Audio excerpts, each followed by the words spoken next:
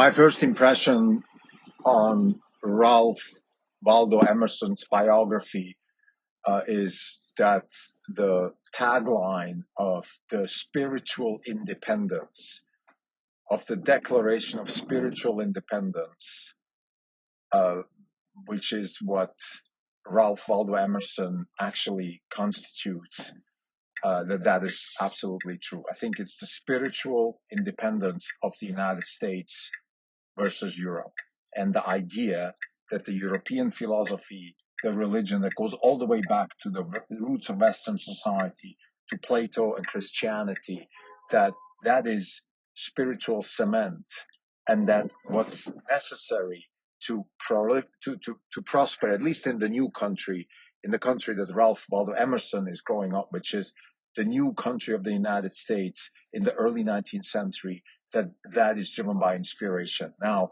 the cement, like a good foundation, is necessary. It's not that he is throwing all the Western ideas out of the window. By no means. He's not a relativist or a communist or any of those things.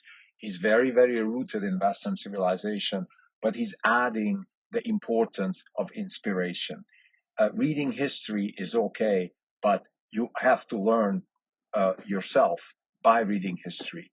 You are the master of your own destiny. It is do whatever you fear to do. Whatever you're afraid of, do it. Those are the kinds of statements that come out of Emerson. It's still early. I'm only about 20% into the book, and I can see the author's doing a great job in sort of guiding us slowly, hand-holding us into the philosophy of Ralph Waldo Emerson. But I think as a general takeaway for now, I can say that it's incredibly important to see where this individualism and the philosophy of individualism comes from. The United States was created through the Revolution and the Declaration of Independence, but that was a physical, war-driven event, a political event. What was necessary was also the mindset of the can-do society, the society that takes its destiny into its own hands, which is interesting because you can ask yourself, why didn't Canada or Mexico or other countries, or India for that matter, why didn't they also evolve similarly to the United States after they got their independence from their colonial powers? And I think the reason is because the United States was breeding intellectual spirits like Ralph Waldo Emerson. Of course, Emerson was also embedded in a network of thoughts and ideas. For example, he met the nephew of Napoleon, so there were refugees from Europe that were fled Europe because they had thoughts that weren't congruent with the aristocracy in Europe. So there was obviously a lot of influence. He wasn't alone, but in one of his strong statements, he says that the sign of a strong individual is the ability to concede dependence. So sometimes you know that somebody else has something to give. I think what I want to say also, which is really close to my heart, is I can see in Ralph Waldo Emerson the roots of philosophies like Peter Thiel's 0 to 1, the necessity to find yourself in this world, to find your own way. Also David Deutsch, who says that the economic value of a person is directly defined by how different you are from other people, how different your thoughts are.